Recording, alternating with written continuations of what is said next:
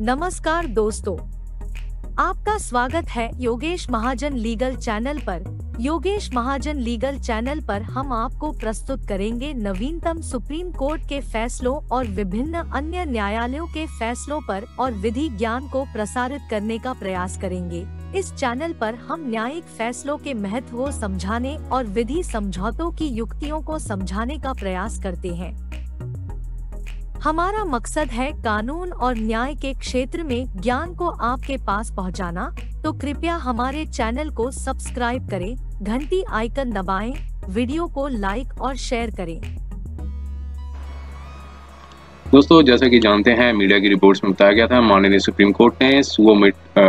मोटो writ petition का एक means जो कलकत्ता का जो केस हुआ था उस पे संज्ञान लिया था। उसका एक ऑर्डर जो है वो अपलोड कर दिया है 20 अगस्त 2024 को, suo motu writ criminal 2 of 2024। तो आइए हम देखते हैं माननीय सुप्रीम कोर्ट ने इस पे क्या संज्ञान लिया था और क्या ऑर्डर दिया है, क्योंकि अब ये पेंडिंग मैटर है और अभी मींस कई ऑर्डर हो आने की संभावना है। लेकिन जो 20 अगस्त को जो ऑर्डर दिया गया उसमें क्या बताया गया, उसमें ये बताया था कि 9 अगस्त 2024 को एक 31 साल की पोस्ट ग्रेजुएट डॉक्टर थी सोनसो हॉस्पिटल की, उनको 36 आवर की जो ड्यूटी हुई थी, उनका मर्डर और अलेजली जो है एक मींस ऑफेंस किया गया था उनके सेमिनार रूम में, और जिसके हॉरिफाइंग डिटेल्स जो हैं जो मीडिया की रिपोर्ट से निकल के हैं तो ये बताया जा रहा है। तो पूरे नेशन को एक काफ़ी ज़्यादा शॉक हुआ है ना पूरे, और नाम और ग्राफिक इमेजेस थी डिसीज्ड की भी सर्कुलेट कर दी गई है सोशल मीडिया में without regards to her privacy और डिग्निटी। तो देखिए, तो यहाँ पर माननीय सुप्रीम कोर्ट ने भी इस पर भी एक अपनी स्ट्रिक्ट ऑब्जर्वेशन दी है इसमें कि एक प्राइवेसी, कोई भी व्यक्ति हो उसकी प्राइवेसी और डिग्निटी का ख्याल रखना चाहिए। और यहाँ पर काफ़ी सोशल मीन्स उसको सर्कुलेट किया गया है सोशल मीडिया में, और रिट पिटीशंस थी इंस्टीट्यूट की गई थी कलकत्ता हाई कोर्ट में, और जो कोर्ट में मॉनिटर इन्वेस्टिगेशन थी क्राइम की, और जो role including the role of the principal of the medical college और ऑफिशियल्स का था special team of investigation officers द्वारा किया जा रहा है। तो यहाँ पर बताया गया पेरेंट्स का द्वारा कि डिसीज्ड को मीन्स जो डिसीज को ये बताया गया उनको कि जो डॉक्टर ने सुसाइड किया, लेकिन डेड बॉडी को कुछ घंटे के बाद ही देखने को दिया गया, और फर्स्ट इंफॉर्मेशन रिपोर्ट में ये मर्डर का जो केस है रजिस्टर किया गया बिलेटरली बाय द पुलिस का, 1 घंटे के बाद ये रजिस्टर किया गया था केस। और फिर इसके बाद 13 अगस्त 2024 को हाई कोर्ट ने ट्रांसफर कर दिया था इन्वेस्टिगेशन सीबीआई को, सेंट्रल ब्यूरो ऑफ इन्वेस्टिगेशन को। उसकी वजह से इंसिडेंट एजिटेशन प्रोटेस्ट हुए जो डॉक्टर्स द्वारा किए गए, एसोसिएशन स्टूडेंट बॉडीज द्वारा,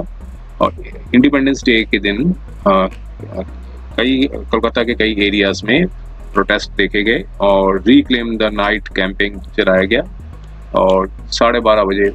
सुबह के 15 अगस्त को जब प्रोटेस्ट जो था वो हॉस्पिटल में चल रहा था,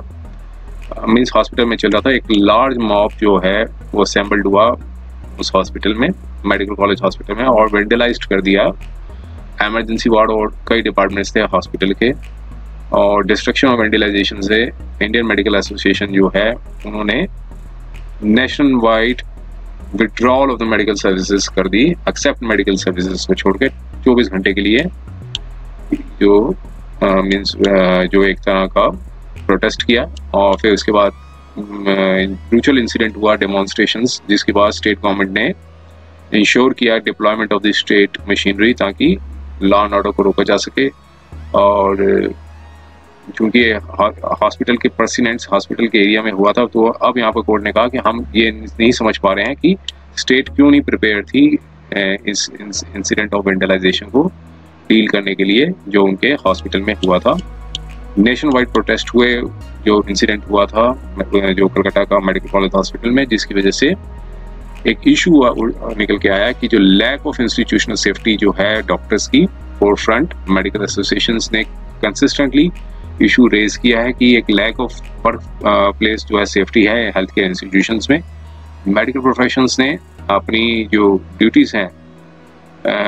जब वो करते हैं, परफॉर्म करते हैं, तो वो टारगेट किए जाते हैं, वायलेंस मीन्स उनको कई प्रकार की वायलेंस झेलनी पड़ती है। और हॉस्पिटल और मेडिकल केयर फैसिलिटीज़ जो हैं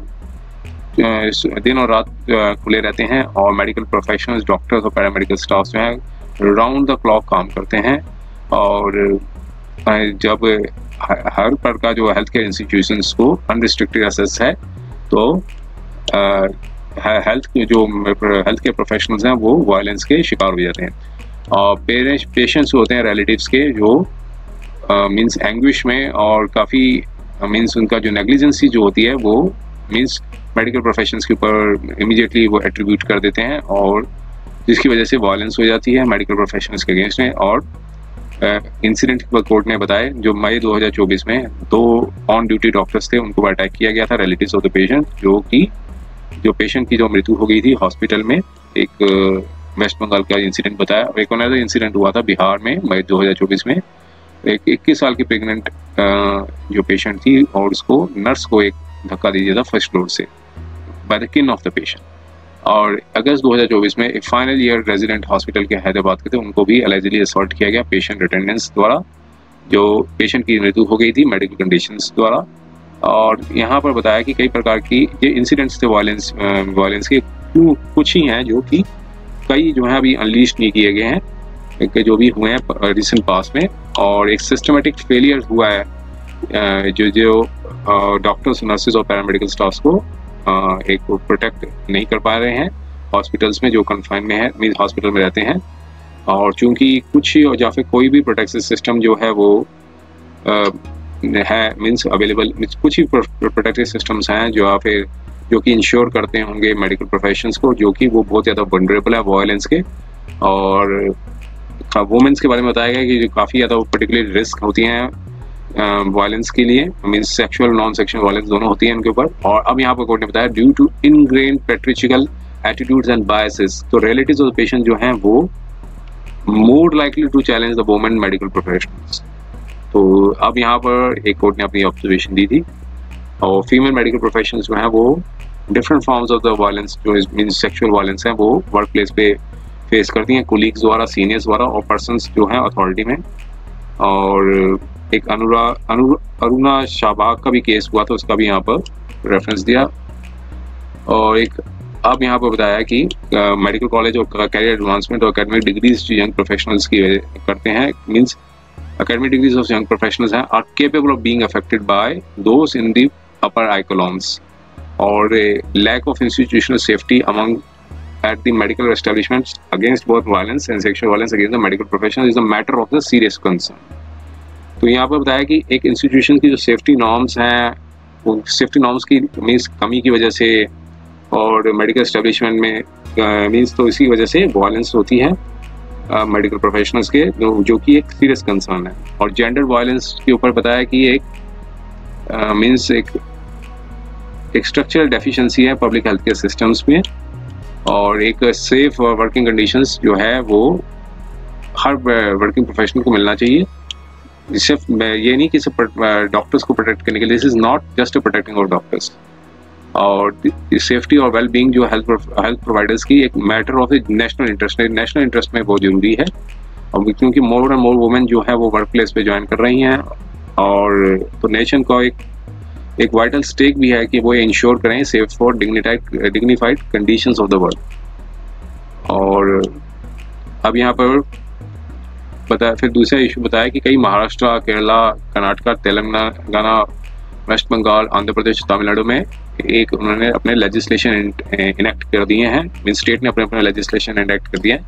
जिससे हेल्थ केयर प्रोफेशनल्स को प्रोटेक्ट किया जा सके वायलेंस से, और उनकी प्रॉपर्टी और जो प्रॉपर्टी को डैमेज, हॉस्पिटल की प्रॉपर्टी जो उसको डैमेज के लिए अपना एक लॉ बना रखे हैं। ऑफेंस जो है नॉन बेलेबल है और जिसमें सजा जो है 3 साल तक की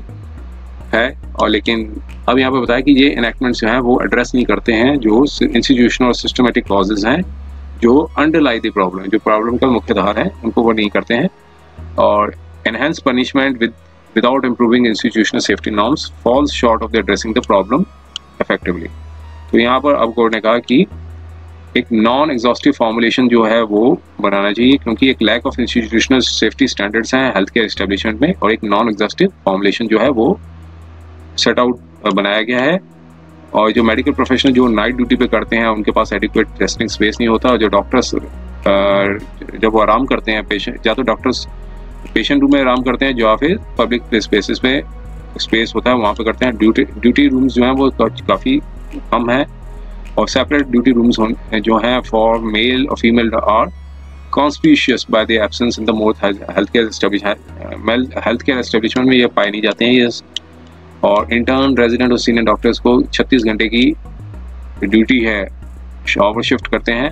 जहाँ पे basic need of sanitation, nutrition और हाइजीन और रेस्ट जो है वो अक्सर पाए नहीं जाते हैं। और ये यूनिफॉर्मिटी की कमी की वजह से एक standard national in the terms of standard national protocol नहीं है, इसकी वजह से एक यूनिफॉर्मिटी नहीं है। और फियर ऑफ रेट्रीब्यूशन की प्रति कोई उनसे बदला ले ले तो इसकी वजह मोस्ट हेल्थ केयर प्रोफेशनल्स हैं वो क्वेश्चन नहीं करते हैं in the absence of the facilities for wellbeing. फिर आगे बताया कि जो सिक्योरिटी पर्सनल्स हैं medical college medical care unit में वो is a more form of norm than exception. तो मेडिकल प्रोफेशन जो है, जो कि एक यंग रेजिडेंट डॉक्टर्स हैं, इंटर्न्स हैं, नर्सेज हैं, तो वो अनरूली अटेंडेंट्स के हाथों में आ जाते हैं, तो जिसकी वजह से हेल्थ केयर फैसिलिटीज़ जो है वो ओपन है और मेडिकल प्रोफेशनल जो है वो वनरेबल हैं इस तरह के अनडिज़ायरेबल एलिमेंट से। और मेडिकल केयर फैसिलिटीज़ के पास सफिशिएंट टॉयलेट्स नहीं है और एक ही कॉमन टॉयलेट होता है मेडिकल प्रोफेशनल्स का एक डिपार्टमेंट में। हॉस्टल प्लेसेस जो हैं स्टे ऑफ मेडिकल प्रोफेशनल्स जो हैं वो काफ़ी हॉस्पिटल से दूर हैं। डॉक्टर नर्सेज जो हैं वो ट्रैवल करते हैं हॉस्पिटल से और जिनके पास उनको ट्रांसपोर्ट फैसिलिटीज़ इंस्टीट्यूशन द्वारा नहीं प्रोवाइड की जाती है। और काफ़ी दूर सुनसान स्पेसेस भी होते हैं पब्लिक हॉस्पिटल्स के, तो वहाँ पर भी इनएडिक्वेट और नो ट्रांसपोर्ट फैसिलिटीज़ होती हैं। और एक lack of properly functioning CCTV cameras भी प्रॉपर नहीं चलते हैं, जिसकी वजह से इनग्रेस और इग्रेस हॉस्पिटल का नहीं देखा जा सकता है, जिससे कंट्रोल किया जा सके सेंसिटिव एरियाज को। और पेशेंट्स और अटेंडेंट्स हैं वो कहीं भी आ जा सकते हैं हॉस्पिटल में, जो इवन इंटेंसिव केयर यूनिट्स में भी और डॉक्टर रेस्टिंग रूम में भी। और लैक ऑफ स्क्रीनिंग फॉर कोई भी स्क्रीनिंग आर्म्स वेपन्स क्या, ये सारी ऑब्जर्वेशंस जो हैं वो कोर्ट ने दी हैं। और उसमें खासकर ये बताया कि मेडिकल प्रोफेशनल्स को की रिस्पॉन्सिबिलिटी है कि वो मेडिकल और इमोशनल केयर गिवर्स भी हैं पेशेंट्स को और रिलेटिव्स को। और तो अब यहाँ पर बताया कि एक नेशनल कॉन्सेंसस होना बहुत ज़रूरी है, अगर इसलिए सारे स्टेक होल्डर्स को कंसल्ट करना ज़रूरी है। तो इसलिए उन्होंने माननीय कोर्ट ने एक नेशनल टास्क फोर्स है वो बनाई, जिसके फॉलोइंग मेंबर्स हैं मेडिकल प्रोफेशंस के, उनको कॉन्स्टिट्यूट किया गया, जिसमें एक vice admiral AVSM director general of medical services navy की भी हैं और chairman and managing director Asian Institute of Gastroenterology AIG hospital Hyderabad के, director of All India Institute of Medical Sciences, director NIMH Bengaluru, executive director All India Institute of Medical Science Jodhpur, chairperson institution of surgical gastroenterology की भी बताई हैं, और एक vice chancellor पंडित BD Sharma medical university Rohtak, उनको भी nominate किया, मीन्स उनको भी टास्क फोर्स में एक टीम में उनको स्थान दिया गया है। और dean grant medical college and sir JJ group of hospital Mumbai के, और एक formally professor department of neurology AIIMS, और जो कि अब चेयरपर्सन है न्यूरोलॉजी के पास हेल्थ गुरुग्राम में। और ये मेंबर्स भी पता है एक्स ऑफिशियल मेंबर्स हैं NTF के, एक कैबिनेट सेक्रेटरी हैं, होम सेक्रेटरी हैं गवर्नमेंट ऑफ इंडिया के, secretary health and family welfare के, चेयरपर्सन NM के नेशनल मेडिकल कमीशन के, और president national Board of examination के। अब यहाँ पर बताया कि जो नेशनल टास्क फोर्स हैं वो एक रिकमेंडेशंस देंगी ताकि इश्यूज़ को किया जा सके, हल किया जा सके, जो कि रिटेन करते हैं सेफ्टी, वर्किंग कंडीशन और wellbeing of the medical professionals और कॉग्नेट मैटर्स जो हैं जो above segment of the order हैं। और जब NTF जो है जब कंसिडर करेंगे फॉलोइंग एस्पेक्ट को, वो अपना एक्शन प्लान बनाएंगी,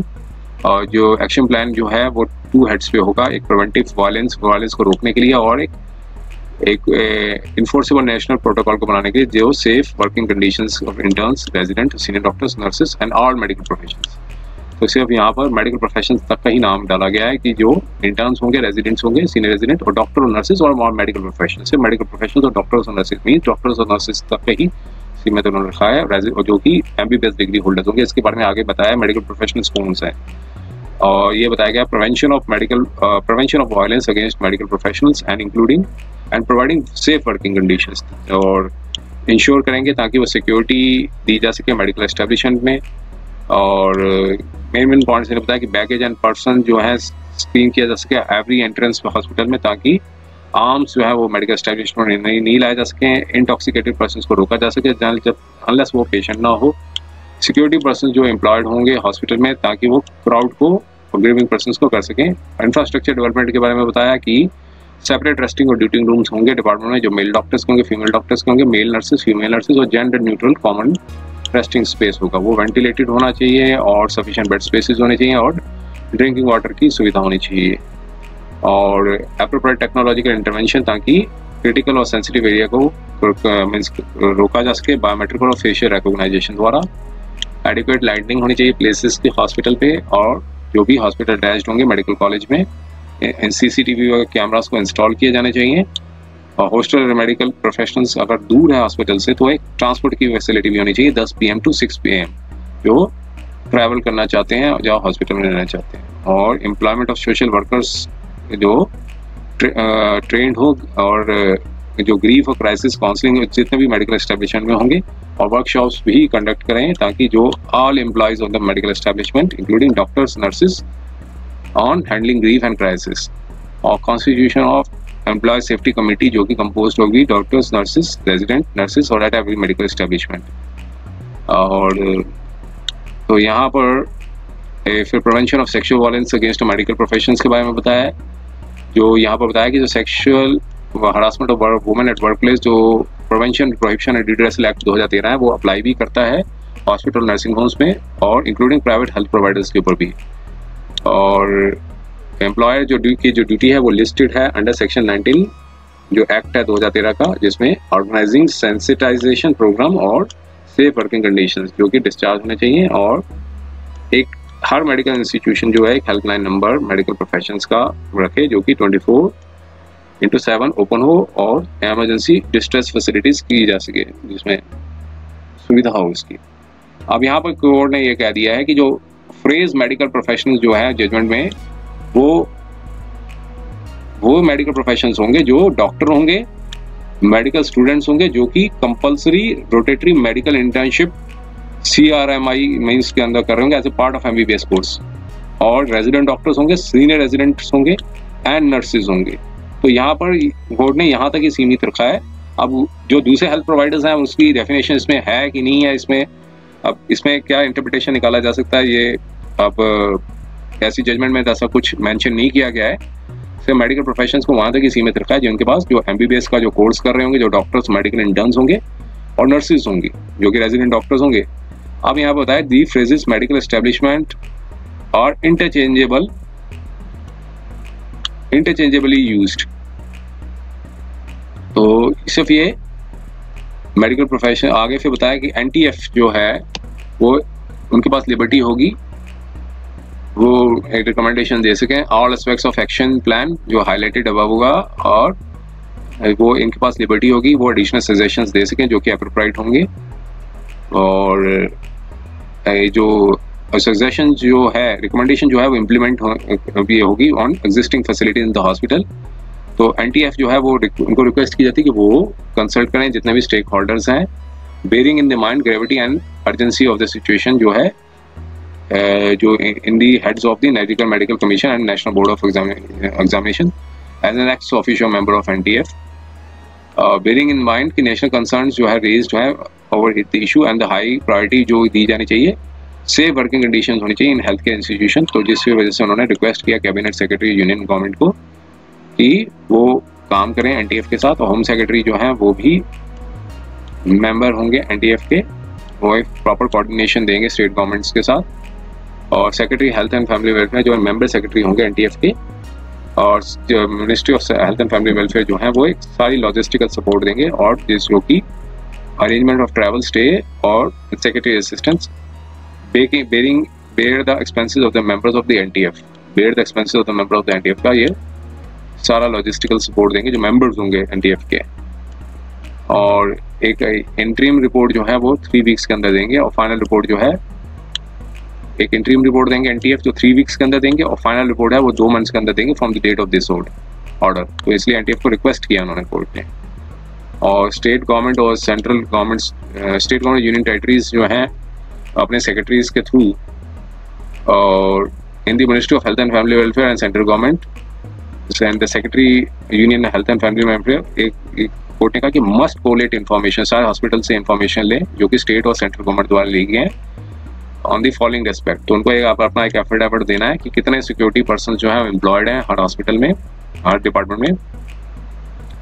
अब यहाँ पर क्या बैगेज और पर्सन को स्क्रीन किया जाता है जो भी मेडिकल एस्टेब्लिशमेंट के अंदर एंटर करते हैं। टोटल नंबर ऑफ रेस्टिंग और ड्यूटी रूम्स हॉस्पिटल में कितने हैं, और specific detail number of the in each department में कितने हैं बताएं। फैसिलिटीज प्रोवाइड की जाती है रेस्टिंग और ड्यूटी रूम्स में, और इन्फॉर्मेशन वेदर हर hospitals are accessible to general public, क्या सारे हॉस्पिटल जो हैं वो जनरल पब्लिक के लिए एक्सेसिबल हैं, सारे जो means all areas of hospital अगर है तो क्या विद और विदाउट सिक्योरिटी रिस्ट्रिक्शंस के साथ ही वो एक्सेसिबल है, और क्या सीसीटीवी कैमरा हॉस्पिटल्स में हैं और कितने कहाँ कितने हैं और किस लोकेशंस में है, क्या इंस्टीट्यूशन प्रोवाइड करता है मेडिकल प्रोफेशंस को ट्रेनिंग देने के लिए ताकि वो हैंडल कर सके पेशेंट्स की ग्रीवेंसेस को, अगर इफ सो ये जो ट्रेनिंग जो प्रोवाइड की गई है वो बताएं। सोशल वर्कर्स जो हैं वो स्पेशलाइज करते हैं in handling the grief of the families of the patients और employed in hospital, total number of the social workers कितने हैं वो भी बताए जाए, और वेदर पुलिस पोस्ट हैं in the premises of the hospital in the medical college hospital में कैंपस में, और क्या एक इंटरनल कंप्लेंट कमेटी बनी है in terms of sexual harassment of women at the work place 2013 की क्या कॉन्स्टिट्यूट हुई है, और जो एम्प्लॉयर जो हैं वो अपनी ड्यूटीज डिस्चार्ज कर रहे हैं अंडर सेक्शन 19 ऑफ जो एक्ट है 2013 का, अगर कर रहे हैं तो डिटेल्स बताए जाए। अब यहाँ पर बताया कि डिटेल्स जो है वो सबमिट की जाए टैबुलेटेड फॉर्म में, और एफिडेविट में जो यूनियन गवर्नमेंट है वो एफिडेविट फाइल करेगी 1 मंथ के अंदर with in the 1 month of this order. और क्या साथ में ये डायरेक्शन दी कि जो सेंट्रल ब्यूरो ऑफ इन्वेस्टिगेशन है वो अपनी स्टेटस रिपोर्ट कोर्ट को दें 22 अगस्त 2024 को, क्या प्रोग्रेस हुई इन्वेस्टिगेशन ऑफ द क्राइम, जो मेडिकल कॉलेज हॉस्पिटल में जो क्राइम हुआ था, और स्टेट ऑफ वेस्ट बंगाल जो है वो भी फाइल करें स्टेटस रिपोर्ट 22 अगस्त 2024 को, और जो इन्वेस्टिगेशन में जो प्रोग्रेस हुई है, और जो on the act of vandalism जो तोड़फोड़ हुई है जो हॉस्पिटल में जो इंसिडेंट के बाद। उम्मीद है कि यह वीडियो आपको पसंद आया होगा। अगर आपने अभी तक हमारे चैनल को सब्सक्राइब नहीं किया है तो कृपया इसे सब्सक्राइब कर ले और बेल आइकन दबाकर नोटिफिकेशन प्राप्त करें ताकि आप हमारे नए वीडियो से अपडेट रह सकें। अगर आपको यह वीडियो पसंद आया हो तो कृपया लाइक करें और अपने दोस्तों के साथ शेयर करें। हमारे चैनल पर आपको न्यायिक मुद्दों, कानूनी सलाह और कानूनी अपडेट्स के बारे में नवाचारिक और महत्वपूर्ण जानकारी मिलेगी। हमारे साथ बने रहें क्योंकि योगेश महाजन लीगल आपके कानूनी सवालों का सहायक है।